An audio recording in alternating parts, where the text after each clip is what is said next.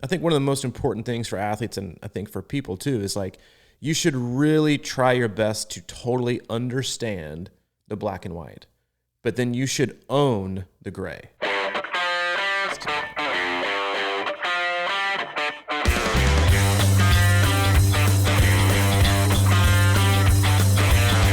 that doesn't fire you up, I don't know what will. Dude, it is September. Welcome aboard, Crushing Iron Podcast. This is episode 404. 404. 404. All right, sweet. Not to be confused with Zip 404s, but episode 404. Error 404 on the computer? Yeah.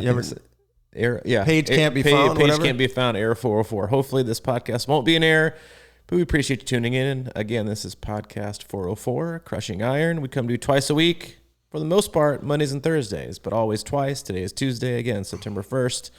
Man, what a year. It has flown by and also creeped by. We appreciate you tuning in. We know you have a lot of options in the podcast universe. There are a lot of triathlon podcasts and a lot of life podcasts, but hopefully we're probably one of the only triathlon life podcasts that there are. We cover it all, so I'm sure there's plenty, but thank you for tuning in. We will do our best today to, cover it all. Life, triathlon, swim, bike, run, the top 28 transition tips for 2021 to get you through 37 seconds faster. And go. Yeah, ready. Yeah. And let's go and crack things off. Most of you will be overjoyed, some of you dismayed, but we will not be starting off this podcast as we would have last September with college football talk, but not yet. Maybe soon. We will see.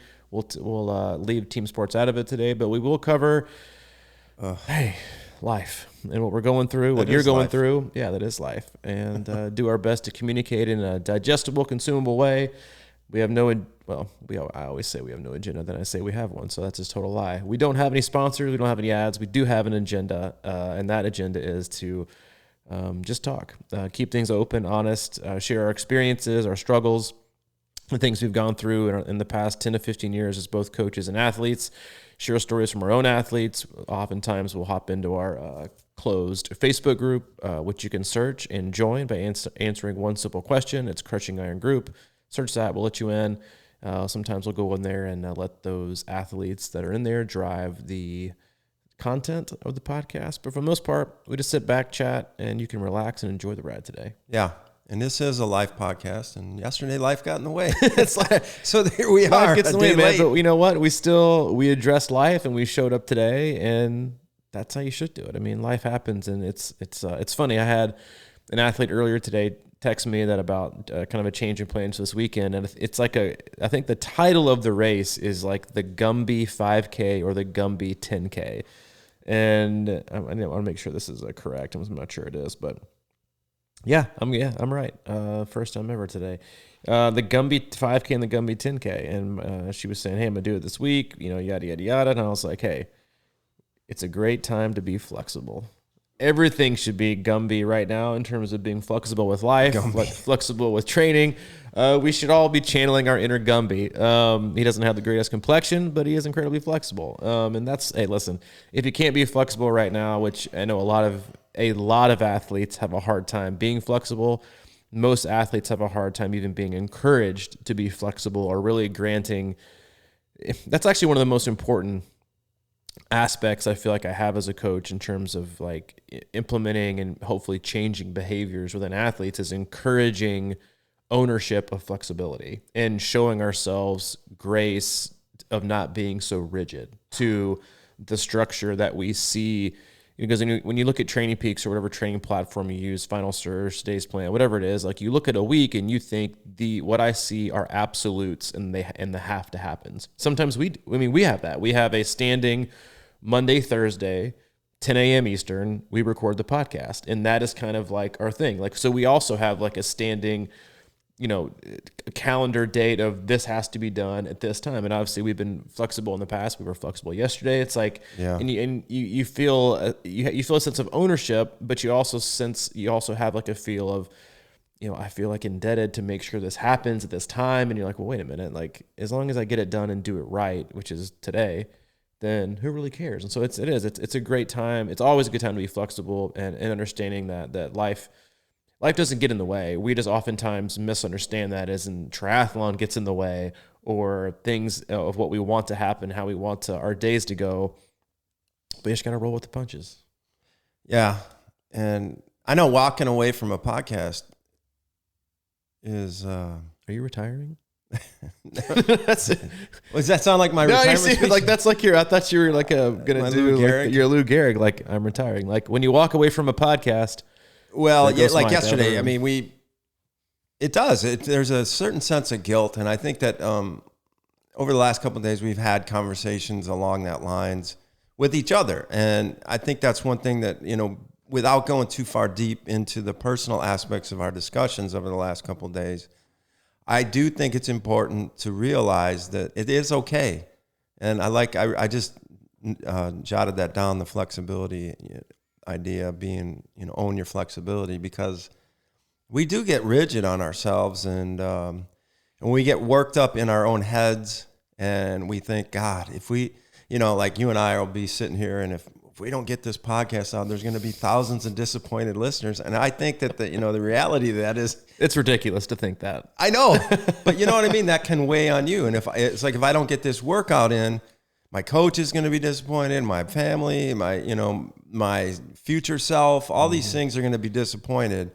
And the reality is that's not probably true. It's not even like close to true. And, you know, for us to, and I think there's a fine line, right? Because like we have done really well with Monday, Thursday podcasts over the years. And we've been pretty rigid on letting those fall aside. And we have to almost like get in a corner and just like be like each other's rocky manager. It's okay, man. You can let that go today. But I think that obviously it's still our outline, and we're not going to waver on that, and it keeps us going. So there's that, right? So we have to be flexible. It's okay to let it go. And here we are today, and it doesn't even feel like it isn't yesterday. Right. I mean, thank God it's not Monday, it's Tuesday. But yeah. No, I mean, I think that's one of the hardest parts of life in general, and especially for triathletes who love structure, most love structure, crave structure. You know, and one of the things that athletes tend to find the most gratifying and I think the most surprising when they get a coach is that how much stress is taken away from their lives when they no longer have to plan. They no longer have to. Because an athlete I started working with 2 or 3 weeks ago who lives in Sweden, she was mentioning that she was like, I can't believe how much less stress I have in my life just in the first 2 weeks by not always having to overanalyze what I'm doing. Is it enough? Is it too little? Is it too much? Is it at the right time? And just having somebody do it for me and knowing that it's done correctly. And I think that we, even like within the spirit, and that's like a question I get a lot as a coach.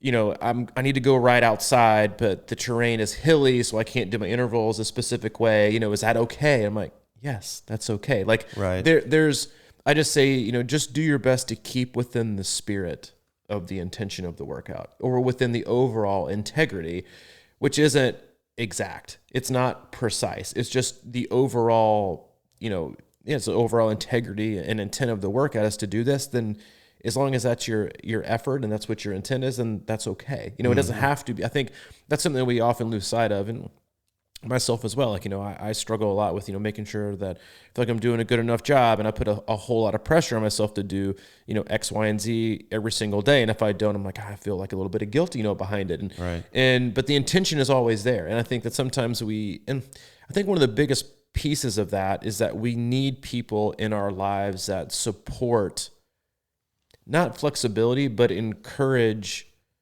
individuality on what you're going through each day. And like you and I were talking earlier, like, you know, everyone has their own reality, and everything that they do and they say and how they act is just a representation of their own reality. And I mean, that's never been more apparent than right now in what we're going through. If you just want to like really dive deep on understanding different people's personalities and their reality, just do like a 10-minute Facebook scroll on people's statuses and what they're posting about everything on the planet, and you'll see everyone's reality is totally different. It's like you have 3 or 4 different sets of people that are living on totally different universes right now, but it's all relative. And so that also means it's all also important. And I think we forget that we need friends, that we need business partners, that we need family members, that we need, people that are close to with our relationships, and we need coaches, and we need, people who that we train with to be supportive of owning our own life and owning like the things that we want to do with ourselves, and encouraging you to do those and to take those leaps. Like I have always been a huge Ryan Holiday fan, and I feel like I've been responsible for at least like 8 or 9 book sales over the course of the last 2 years, if not more than that. And I always encourage people to read Obstacle of the Way. It's like, it's outside of like the big book for me in AA. It's like my secondhand Bible. It's like a way to navigate life. And I had an athlete text me yesterday, and she was like, hey, I'm going to read Obstacles of the Way.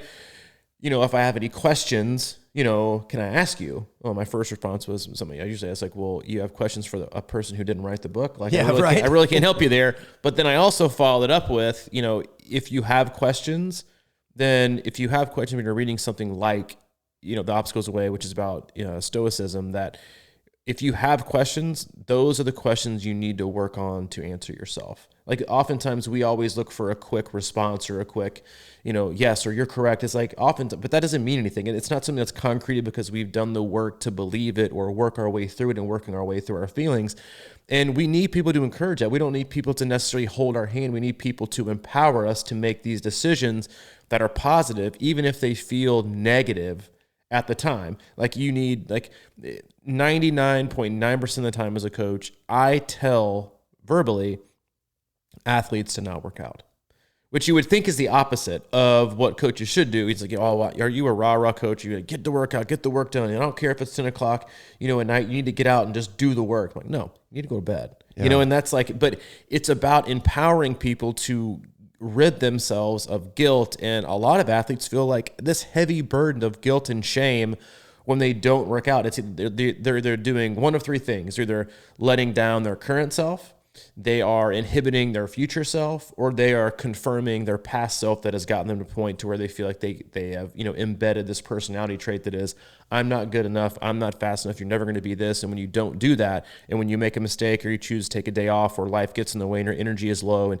you can't do this, that you're all of a sudden this bad, unmotivated person. But the truth of the matter is that every single day is different. And we see that in training. Like, every workout that we do is drastically different, even if they're written the same. 35-minute run Monday, 35-minute run Tuesday. Everything is connected. And you can't just look at things in a vacuum. We always talk about, every links of a chain, right? That was one of our podcasts in terms of how things are linked together. If you want to just, look at each individual link, then sure, you can try and compare apples to apples. But if you look at the whole length of the chain and how things are connected, and you label life events and stressors and different workouts that are different intensity and different duration, like, you have to feel empowered to make decisions on the go for yourself without questioning what other people may or may not judge you for doing or not doing. Dude, that like is I don't want to call that wisdom or maturity or whatever it is, because think about, there's a certain flexibility in life that is always handed to you. And, again, I've been reading back through Ryan Holiday's Stillness is the Key. Stillness is And there are things in there that are just like, because there's always contradictions, right?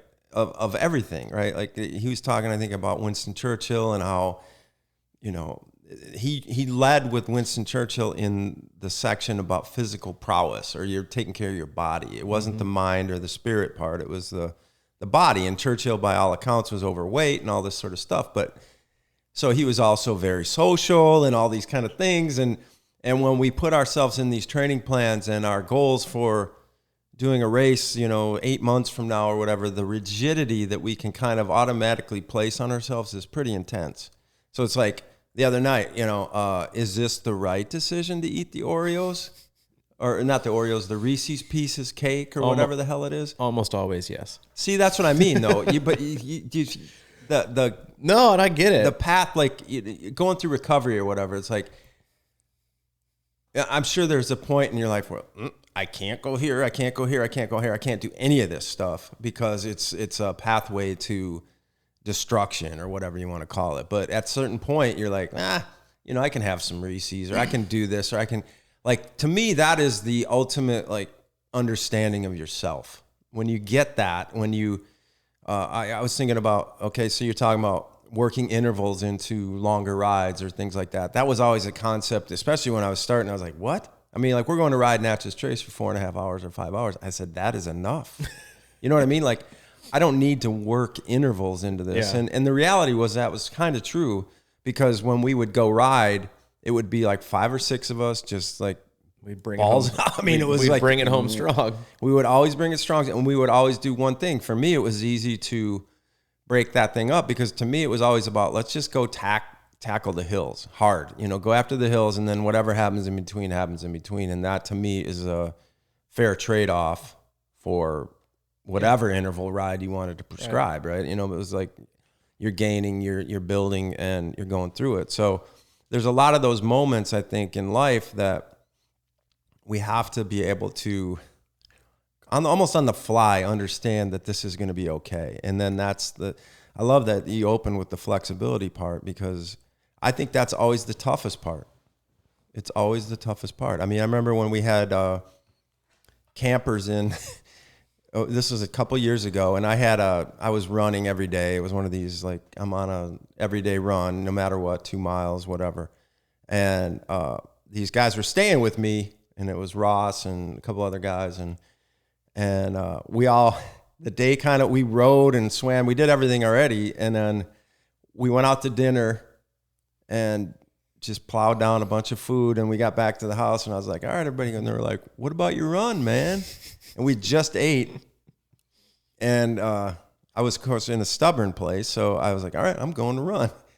I had, like, it was terrible, but I ended up doing it. But the point is, I guess I don't necessarily think that was the best call for me at the time, even though I proved it to them and to myself that I'm going to keep going. But that flexibility there's like, you know what? I get it. And they were just joking. But I think a lot of times we take that personally.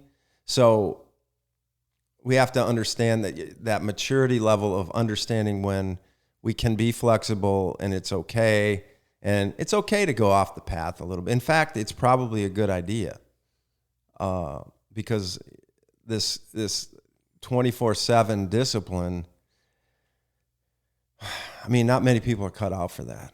No, and I mean, there's a reason why you see so many athletes come from backgrounds of addictive nature, right? And even, like, I have plenty of athletes, I mean, most of them, 99% of them probably, who don't have, like, a history of, like, a drug addiction, alcohol abuse. I mean, I work with quite a few that do, but, for the most part, they're regular people. But then you see, like, I think everyone has the capability of becoming addicted to something. Like, if you have a phone, there's a pretty good chance you have some sort of addictive behavior towards your phone. You do something. Well, there's people out there ensuring you pull it. Yeah, you pull it out of your pocket for no reason. You touch it to make sure it's there. You pull it out and you do your same scroll to make sure no one's emailed you, even though you have a notification set up on your phone that's supposed to ding when happens. You just want to make sure. So we all have that. I think that ability inside of us to become addicted to really anything. Some are just worse than others, but athletes do. We have this addictive nature to rigidity and not being flexible. And then what we actually assume on the front end is good or great or bad or what is worse. And, you gave an example of going out for that run, and what really did you prove or disprove? Did you prove that you were committed and motivated, or did you prove that you were stubborn? And which one is in, but that's like a conversation we always have to have with ourselves. And I think that's oftentimes hard to answer is, I want to make this decision, but is it my ego? But if I think too much that it is my ego, I'm not going to do it, but I should have done it because it wasn't. Like, you can overthink everything. And like when we see our weeks laid out in Training Peaks, we assume we can get it all in. We want to do it. And if we don't, we feel like you're a fan. People have, their pools are getting, pool access is like been a huge thing for athletes lately, and, limited pool access, and the frustration that I hear and feel that you can't work out at a certain time, or you have to get out of the water 45 minutes and the workout didn't upload perfectly, so it's not green. Like, oh my God, what is the world coming to? My workout. Calm down. It's a swim. But what you see and what you hear as a coach oftentimes through communications and workouts is not about the workout itself, right? It's like if you end up getting the bad end of the stick, it's like when you hear athletes that are running down the street or biking and some dude yells at them out the window, some, profane thing, or get off the road or scoot over, or, this is for, bikes are stupid. You aren't the problem.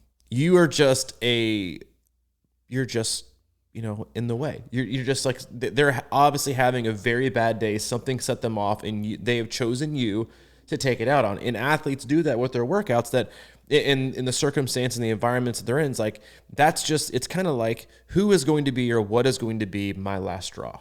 And a lot of times when we're robbed of the opportunity to work, we talked about this earlier before the podcast, that like one of the main things right now, I feel like it's so important, and like it's never been.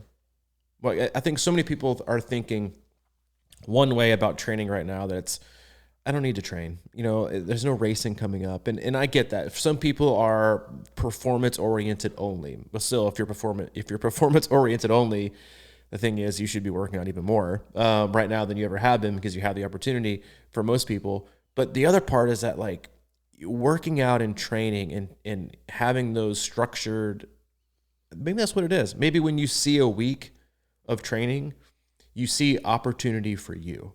Opportunity to work through your problems, opportunity to work through life, opportunity to work through feelings. And because it's your time. You look at your training week and think, all right, there's 10 hours. Whew, that's 10 hours of me time. And when you don't get it and you lose that opportunity to go out for a run, and it's right. Or another biggest thing is like, it's been so hard for athletes to get out and almost enjoy runs because it's been survival mode with 110 degree heat. And you got people who live in California where they're going through a huge heat wave and there's, smoke in the air. They got to stay inside. And you got people who can't even run because of certain, state and city regulations. It's like you're being strangled. Like the opportunity to work through life and work through things for most people is being suffocated away. It's being strangled and taken from you when you look at a week and think, but this is mine. Like this is my time. This is my time to train. I want to get physically better. I want to get fitter. I've got all these races that have been deferred to me to next year. But damn it, I just want 45 minutes to myself to just be me and feel me. And when that is robbed from people, or is continued to be taken from people, and the opportunities continue to be missed, or they just fail to take them, it's not going to be accumulated fatigue from working out. It's going to be accumulated life fatigue from not taking time for yourself. Mm-hmm. That's a huge point. And I think that once you can get that sort of baseline figured out and then go about your business, it makes a lot more sense, because then you're not going to judge yourself so harshly. As we all know, well, not as we all know, as you know, it's been a bit of a meltdown for me to move here in some ways, because it's just been a change. Like, there's been so much chaos in the world, period. Then I come here and I'm used to riding at the lab, where I just kind of stroll down my back street and I'm in a safe zone for whatever. Now I'm trying to find new places to ride. I can't run. I've been all this, the pool thing, the whole situation. And then you start getting in your head, and then it's like, well, I just need to watch Netflix or something. And then I turn on my Apple TV, and my YouTube is just flooded with crap. Like they're just jamming, like scare down your throat. And, I thought of that because you're talking about like, the truck driver, whatever that runs by you and yells at you. It's like, I feel like that's the stuff that's sort of being put in our face too. I mean, there's hundreds of thousands of excellent rides every day, but we see one video and then we think, oh my God, everybody hates cyclists, or, everybody's against this process, or there's everything is bad out in the world. It's the same with like, there's millions of beautiful interactions every day between people. Like, oh, let me help you with that or whatever. But every video we see on our feed is a riot somewhere, some kind of, fire brewing or fights. It's like, is that really? I don't know. I mean, it can really distort our perspective, especially if we're, like we were talking about earlier, the tendency to pull in. It's like, and figure these things out on ourselves, right? And sort it out in your brain. And that's like the worst recipe for figuring out things, is like sitting and stewing in your own muck, because it can never happen. But I think if you can get out and with that idea of like, okay, this is me time and this is my little 45-minute run, and use that as a method of helping yourself like decompress and unfold a little bit, and then seeing things from a better perspective. It's a stepping stone. It's a building block towards the big picture. And we lose that all the time. I mean, we're just trapped in our own little moments and our own little worlds, and it's crumbling down half the time, it seems like these days. And we go through it, and then we talk it out, and it's like, it's not easy sometimes, but I think that just being able to share certain thoughts, or the like, hey man, I am just like completely confused right now and I don't know why, and being able to say, I don't know why, is like a huge part.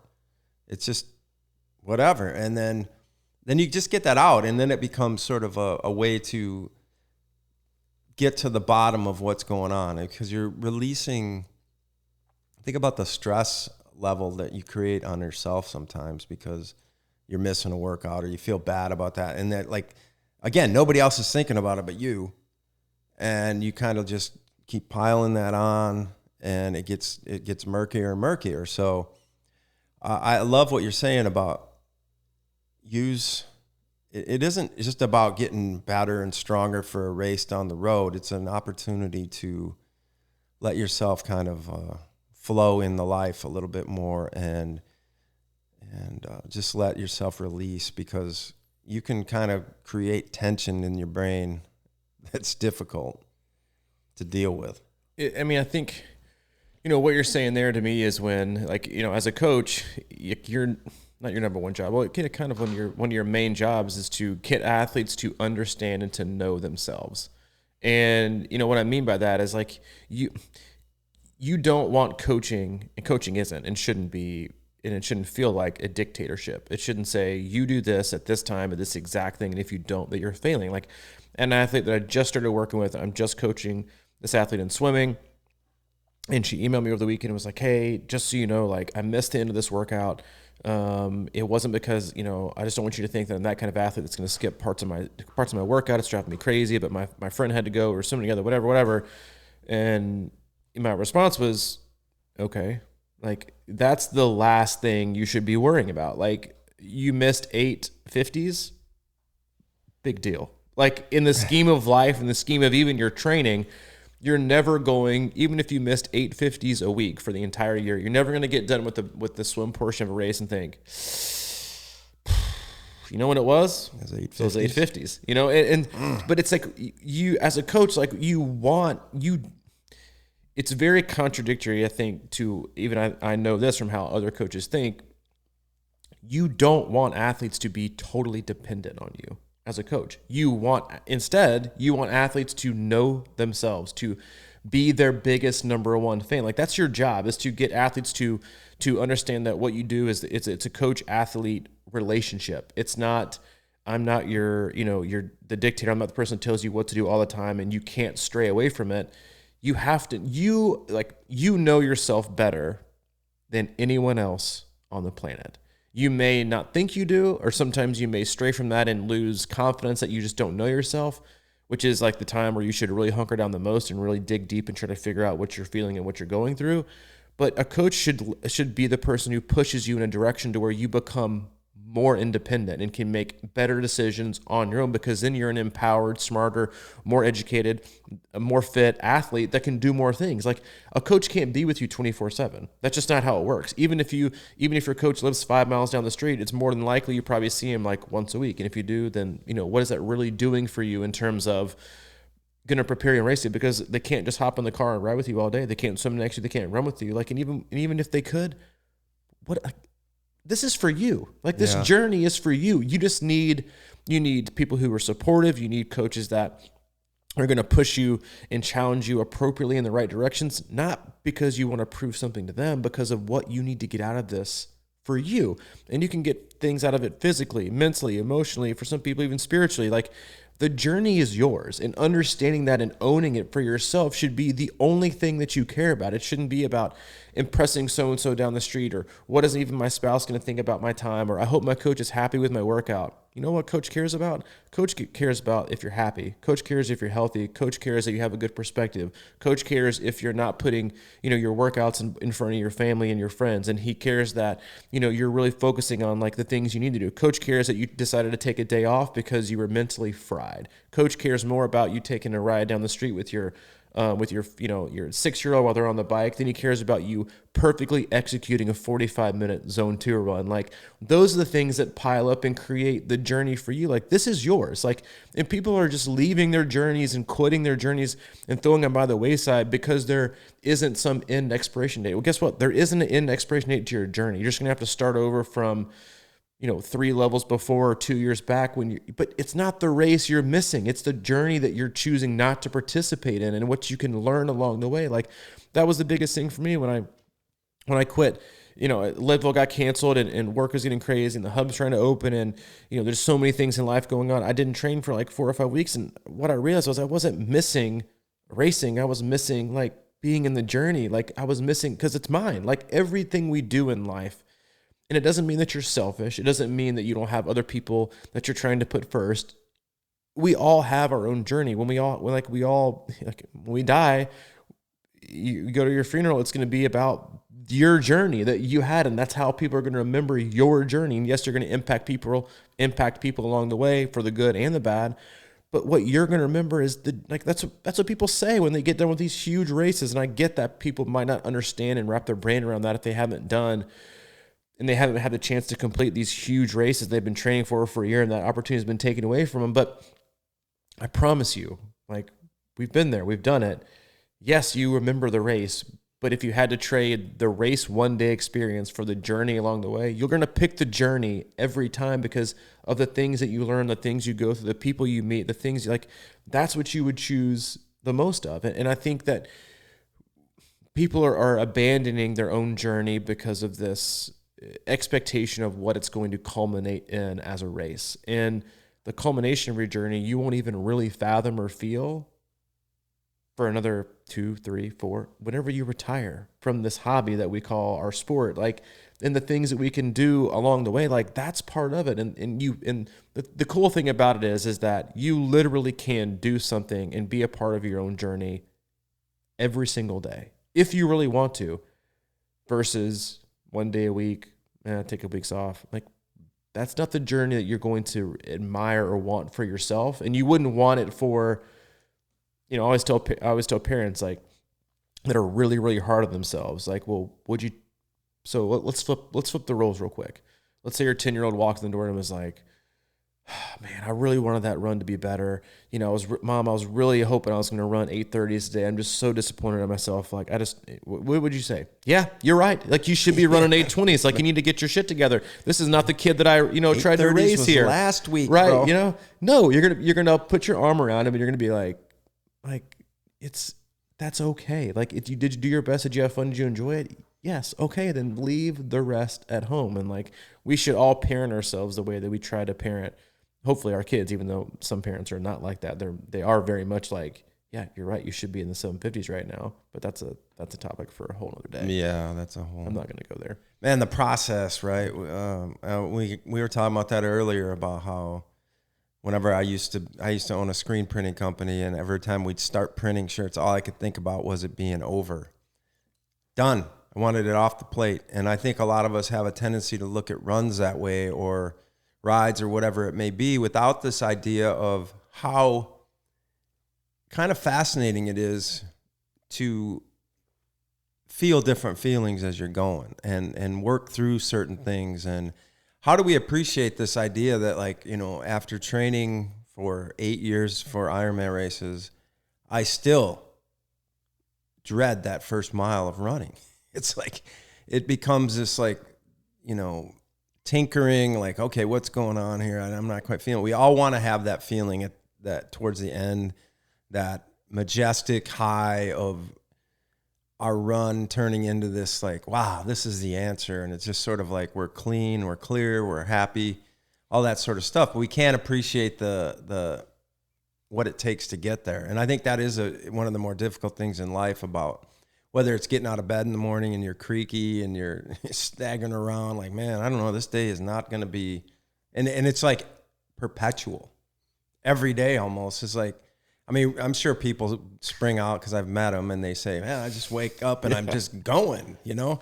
But for me, it's never been that way. And I think it's crazy. And when you're talking about the role of a coach is to kind of help you be stronger, I think that's kind of what you're saying is, and more independent and be able to figure out things on your own. I saw a quote the other day from one of these, probably it was some of the, like a Ryan Holiday type stoic type guy, Hippocrates or something that. Yeah. And he said, it was something like, a man who isn't his own doctor is a fool. And I was like, wow, man, that really resonates with me, because I think you're saying, like you know yourself better than anybody. Believe that and pay attention to that. And, you know, like, but I think the doctor is sort of like a coach in a way. It's sort of like a reference guy. It's like, hey man, I need to air this out. I need to just say it to you. And then a lot of times I'm sure you go, yeah, you're right. You know, that's the right way to go about it. You did the right thing. And then once you hear that, it's like, oh, the layers of confidence build on yourself. And I think that's what training is. I think that's what health is. I think that's what, there's nothing more empowering than sort of owning your progress and believing that you're doing it the right way, without having been told everything. But I think a lot of us have a tendency to want to be like, step 1, step 2, step 3, figure it out. This is how you do it. Oh, okay, this is how I do it. But at some point, you've done it, and you have to accept the fact that you understand that, and you can build on that on your own. But I for whatever reason, it becomes difficult, especially in triathlon. It's like, man, I've been through this 100 times. I know that, but man, I still better ask coach. I mean, those are fine lines, man. It's most athletes lead with that exact phrase. I feel like I already know the answer, but I have to ask. And I'm like, well, what do you think the answer is? This, yeah, you're right. Okay, move on. You know, it's like, right. But I love what you said there, because I think one of the most important things for athletes, and I think for people too, is like, you should really try your best to totally understand the black and white. But then you should own the gray, because there are plenty of absolutes in life, but the gray is what you make it. The gray is your own reality. Like, we all see things, and like you and I can look at 20 different pictures of whatever, and you and I could see 20 different things. You know, it's like, and there are things in life, like I said, like, you should be your own doctor. Like, we know how we feel, we know what we're going through versus, compared to anybody else. Like, we know how we feel. We know if we should take a workout like slowly or easy, or that we feel great today and we should push it. Like, we're the only ones that know that. And to give away that sense of ownership of, I understand that, I had this run for today, and I understand, the ramifications of what are going to happen, but in the middle is what I choose to do with it. And that's on me. And I think that's you be encouraged. Like, I'm not telling you to go rogue and do things that are irresponsible, but you have to empower athletes you don't want to, yes, you, in a way, more from a training, planning, and coaching standpoint than the athlete does. But what you want them to do is to know themselves more so that we can apply both. Like, I had an athlete yesterday who was like, he emailed me, he was like, dude, just so you know, tomorrow, which he emailed me Sunday, I read it Monday, he was like, I'm going to totally F up your week. And I was like, oh my God. I was like, here we go. But I read it, and it was, hey, I just need to go run. Like, I just need to take a long run. I need it for my sanity. I need it for my life. My last week was just really, really hard. I just need it. Mm-hmm. And your first inclination as a coach is, that doesn't really fit, but you need it, right? And yes, is there an inherent risk in encouraging and allowing them to do something that they could negative, like, that's the thing is, like, everyone's so freaking obsessed with, like, if you see me on video right now, I'm like clenching my hands, like, so obsessed with, it's going to negatively impact my training. Like, it's going to negatively impact it. You're probably negatively impacted by being so freaking rigid with everything that you do, that you're not, like, doing your absolute best, because you're just so tensed up and stressed about making it perfect that it will never be. because it can't be. It's like it can never be perfect. And I told this athlete, I said, all right, just promise me one thing.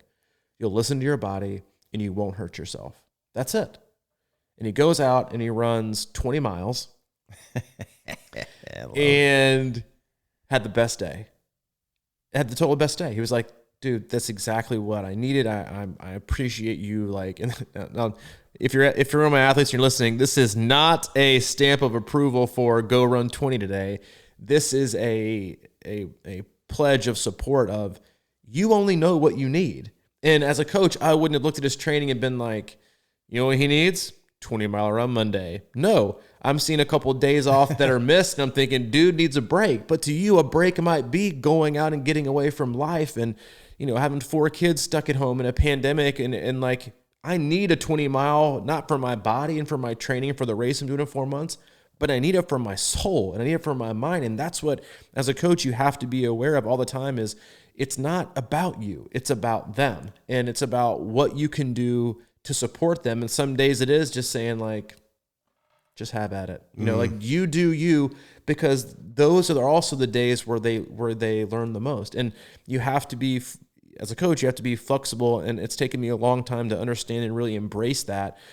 Then, because, a lot of coaches think, well, then what do they need you for if you're not going to tell them what to do 24 hours? I'm like, I got one kid. Okay. I don't need 500 other kids to tell what to do. I want you to do you and you know what to do. I just want to instill the right philosophy, instill the right characteristics, and encourage you to do what you feel like is best, and then be okay with it. Because the fact of the matter is, as long as we do it right 80% of the time, and you're consistent doing things every day, then we're not going to mess it up, and you're not going to F it up. And that's just so important for athletes to understand is let go of this. I know I was supposed to do 35 minutes in zone 2 today, but I think I went like 3 minutes in zone 3, so I'm not sure how that's going to affect the work. It doesn't work like that. Like everything is blurred. Everything is blended. There is no start and stop. It's not your zone 2 ends at 153 beats per minute. And once you hit 154, your body's like, oh, I'm on zone 3, baby. Right, yeah. Like, and things are changing and the end of the week's going to be ruined. It just doesn't work like that. I'm very ranty today. Well, no, that's good. I think there's a lot of confidence in that as a coach too, right? It's like, I would assume it's like parenting where you have to let go too, because the lessons have to be learned by the person. And in that case, maybe that was something that was just grinding at him or her, and they just had to go do it.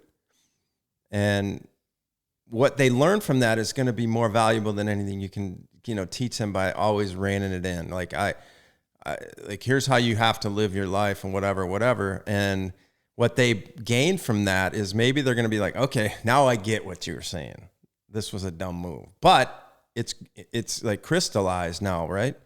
Because those are the things that we, and you have to encourage that as a sort of a wild person or a wild creature of someone who doesn't want to necessarily always be in habit.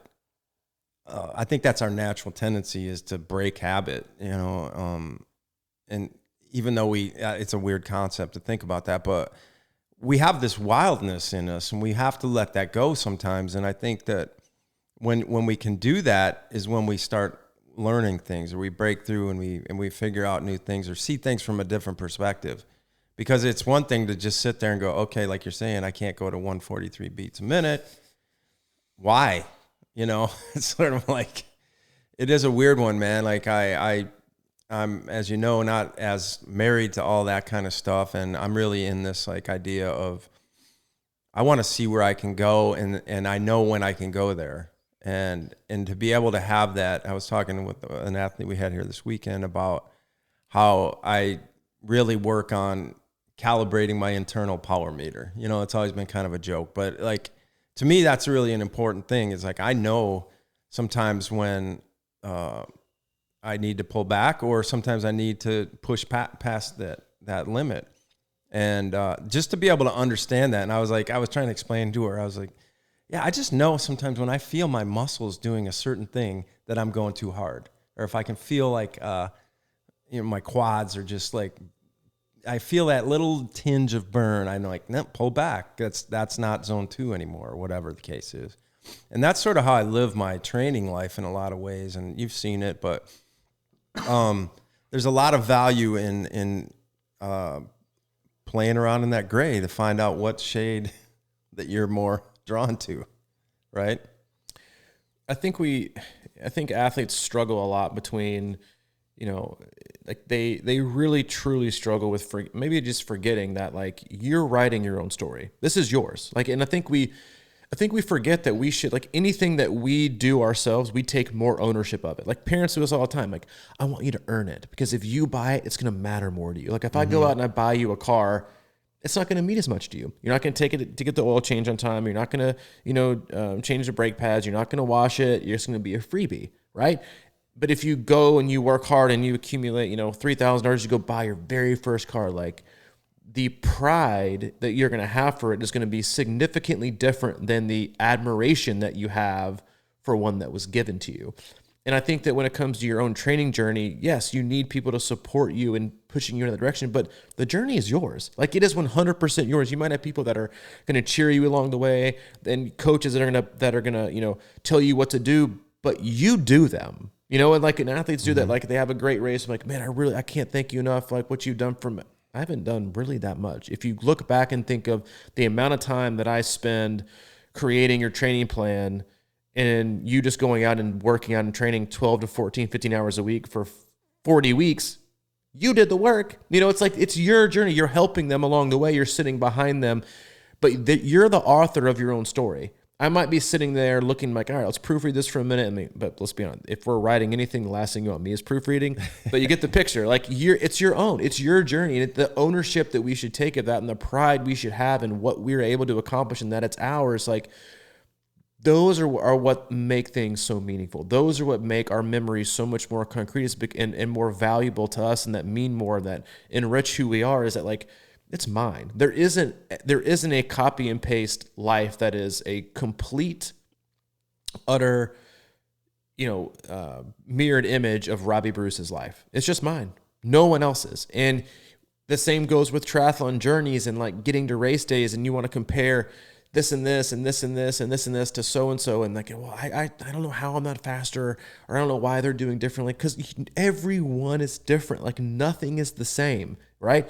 And I think if we take ownership of that and take more pride in owning it for ourselves and being more, not just so flexible, but like understanding that, your structure might actually be being more flexible, and it's not, doesn't mean you're a wild child or you got a wild hair and did this. It means that like you listened to yourself. And athletes continuously, year after year, I see it over and over and over and over and over again, are listening to themselves more and watching things instead, watching their devices, watching this, watching that. It's got to be perfect. It's got to be exact. I got to build my workout and do exactly 130 watts for 24 minutes and then do exactly 175 watts for 48 minutes and like cool down perfect. I'm like,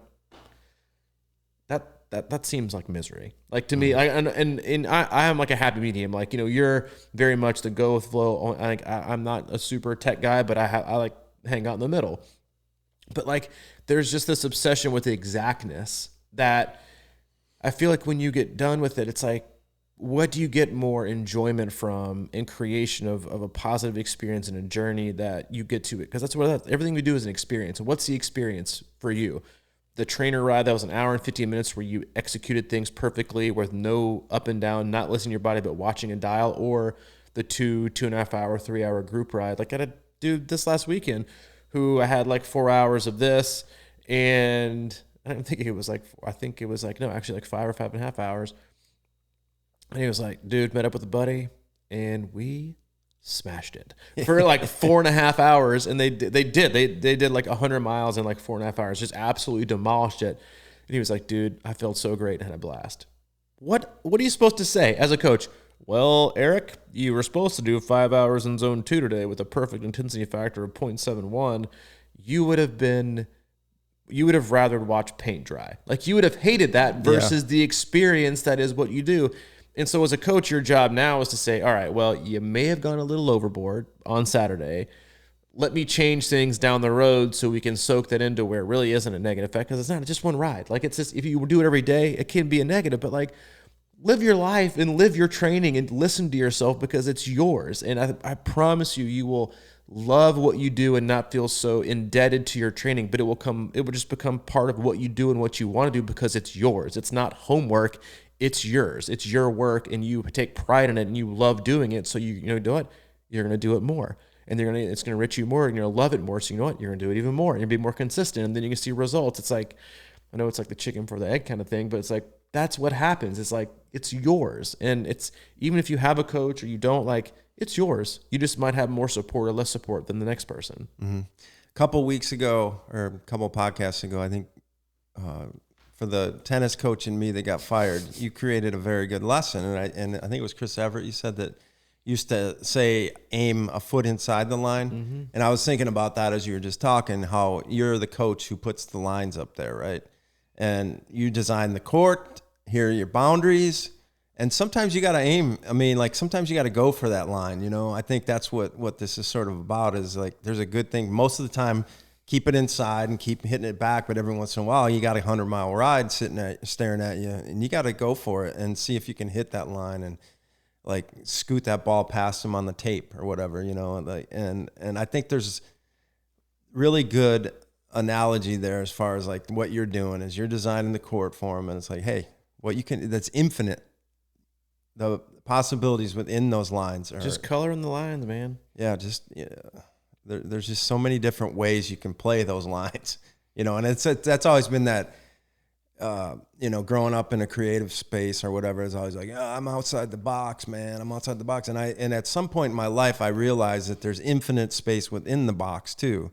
So, like, if you're on a target, if you're trying to go for something, you can, I mean, it almost stretches you even more sometimes to get creative with inside the lines and push that boundary as much as you can, because it's always there. The ways you can treat those boundaries are always different, and it's only up to you to create what feels best within that space, instead of always going crazy outside the line. I mean, it's easy to hit the ball into the stands, but that doesn't really get you anywhere. Anybody can do it. It would be a great, you know, that's probably the video we'd always see. He's like, oh, look at this. You know, this rally doesn's mean anything, but it was, look at how crazy this guy got, you know.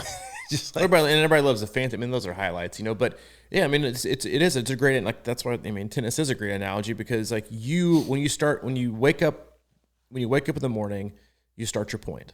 And sometimes during the day, the best you can do is just to get the ball back. Like, that's the only thing you can do with your effort and how you feel and how you're understanding your body. And then sometimes you feel like life is demanding you to try to hit a winner, or you're going to lose. And so you might overreach or do things that you wouldn't normally do, because you feel like life is asking you, Robbie, you got to hit a winner today, or you're just going to lose. And you don't want to lose. So you have to battle that thought process of, well, you know what? What's worse, getting the ball back and making life, you know, do it, or me taking ownership of it and just trying to take, you know, the bull by the horns, or, you know, grab a hold of the reins. But you need it's whatever you want to say, color in the lines, or keep the intent or the integrity of the workout or the integrity of the day. But you're the only person that knows how your day is going. Like, you can generally try and express it and explain it to someone else. Like, hey, how's your day going? But you can't fully express the impact it's had on you from a stress level, from, you know, the emotional, mental toll, or the greatness, or people say, I just can't explain to you how wonderful, or I can't fathom how bad it's been, because they can't, because it's you, right? And so we're the only people that know and understand that. And you can try to communicate it as best you can. You can try to project your feelings any way that you possibly can, but you ultimately own it. And making those little small decisions each and every day, and feeling like it's okay to make that decision, right? Instead of, like, just think about that for a minute. And I hope all my athletes are listening right now, or listening to this at some point. Like, if you ever think, I can't do this because coach doesn't want me to, it's 15 minutes, I want to go 60. Go run 60, right? It's like because what's happening once you do that, and once you have that thought process, is that my coach is going to be disappointed, or my coach is going to hate it, or he's going to get mad at me, is who is doing this for who? Are you doing it for the coach, or is the coach doing it for you? Like, that's what coaching is. Coaching is giving. Like, coaching is giving all the time. Everything you do is for the athlete. It's not for you. It's not for your personal accolades. It's not like, you put up in your office, like our office is empty right now. It's not like we're putting championships along the wall and, replica podiums and Ironman 70.3 World Championship qualifier. Like, we're not like plastering that on the wall. We have nothing on the wall. Because it doesn't mean anything. I mean, it's jack. Like when I go to races and see people race, I generally, it matters to me how they do because I want to feel like I've done a good job and the work that I've done and they've done is representative of what they deserve. But what I take home from every race is the experience, like seeing them cross the finish line, because I know that it's been a culmination of a journey, not just a race, but a journey. And that journey is theirs. And I get to be a very small part of that. I get to be the one that sits on the sidelines and watches and gets to participate in a very non-hands-on way, because you want them to be the hands on the wheel. You're just kind of helping them navigate where to go and dude, just stay on the interstate. If the speed limit says 65, it's okay to go 70, 75. If you're within the flow of traffic and doing the right things, you don't want to be in the left lane, get over when you need to, use your blinker. Don't hang on left lane if you're going 65. It's disrespectful, just do it. That's just a PSA, but you need to own it, and that's the important thing is you need to own your training and love it because it's yours. Dude, I mean, to me, again, when we talked about it, but the gray area of all that stuff is it can wear you out, man. Okay, I don't break rules. I don't go above 65, or that messes with my psyche. And I don't do these sorts of things. But that's the heart. I read a lot of these Zen type riddles. Have you ever read that kind of stuff where it's it just sort of lays this thing out there and you're like, oh, okay, this makes sense. I shouldn't do that. And then at the end, it's but you need to do that or whatever. It's oh man, I want it defined. Yeah. Tell me what to do. Tell me exactly. Don't make me make that decision. There's a lot of tough decisions and there's a lot of micro decisions within training. And a lot of times we're just man, I don't know. And the only way you can know is to go through that and experience it and then remember it. Okay, that's what I did. And that was the right decision or that was the wrong decision. And those, to me, that's what makes life hard, is this idea of you have choice, you have choices to make. And it's not going to always be black and white. And to go down your own road takes a lot of confidence. And I think that probably the people that navigate that the best are the ones that, like I always say, journal about it or remember it, or have someone in their life that they can, like a coach, where they can say, hey, and you can be last time you remember what happened? Oh yeah, that's right. I did screw that up, or I did make, that did cost me in the long run or whatever. So it's just sort of about being fluid and communicating and having somebody, whether it be your journal, your doctor, your coach, your friend, your spouse, whatever it is, to be able to remind you that didn't work out that great, or that was okay. Remember, you did it and it was cool. So there's a lot of challenges. Or just because it didn't work out last time doesn't mean it won't work out this time. Right. That's with a different angle or, whatever. But see what I mean? Those are the things that can drive you nuts. It's it's over. Having options is kind of a pain in the ass. Options it. And that's why we love for things to be black and white, because it gives us absolutes. And an athlete this last weekend was I went to the same route and I went through and I bonked again. I just don't know if I've got it in me. And I looked at it and I was like, dude, this is textbook, terrible pacing, terrible fueling. That was it. It's not that you didn't have the legs or the ability. You just did a really crappy job of pacing and you went way too hard and you underfueled. So you went way too hard and your body couldn't handle it, and you underfueled your ability to go way too hard.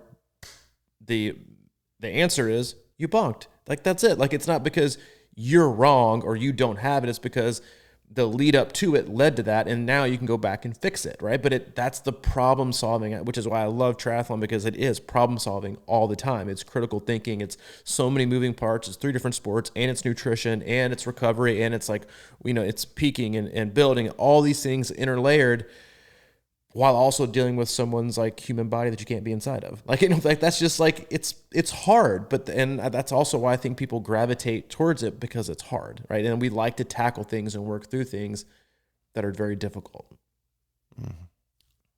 Very true. Can I just say that the fact that we basically have the same T-shirt wardrobes in our life and have not worn the same T-shirt yet for these podcasts on video has been pretty amazing. It is pretty solid. Because I've thought about texting you, hey, what are you wearing today? Our shirts are from the same year, though. Right? Oh, that's true, yeah. 13, yeah. Same year. 13, yeah. Same year. He's got a Muncie 70.3 shirt on. I mean, like what? We're very recent. I've got a 7-year-old T-shirt. I know. Allie was saying today, she was like, this will be known. Quite a few of my shirts have been confiscated. Yeah. I was made aware that I need to change up a few of my T-shirt options. My standard red shirt that I have 4 different ones that I'll rock like 5 days a week have been confiscated. I have been it's happened. I have been encouraged to, which I'm not sure how I'm feeling about it right now. I've been encouraged to go out and get some other T-shirts that don't look so old and raggedy. But here I am, fighting the man with my 7-year-old Ironman Louisville's T-shirt on. I'm repping the red. I'm repping Louisville, and we're repping you. Today was a good time. I enjoyed it. Thanks for your patience. We came to you still. We came to you today. We'll come to you Thursday. If you have any questions, comments, concerns, reach out. You can get a hold of Mike. He is at crushingiron@gmail.com. You can always get a hold of me as well. C26coach@gmail.com. And if you want, swing by our website. Look at me. I'm the worst marketer ever. I know. If you'd like, swing by our website, C26triathlon.com. It's our one-stop shop for all things coaching, camps, and community. Yeah, I suck at that. I know. We all do. We're going to, just to let you know, at some point, we're going to start the podcast out with like promoting some of our stuff. So you don't have to wait an hour and a half to figure out what we're doing. Most people have bailed and then we forget and we're the worst at it. We're 404 episodes in and we still suck at it. But you know what? That's just not who we are. We're working on it. We're hanging out in the gray and we hope you are too. And we will see you on Thursday. All right, bud. See you.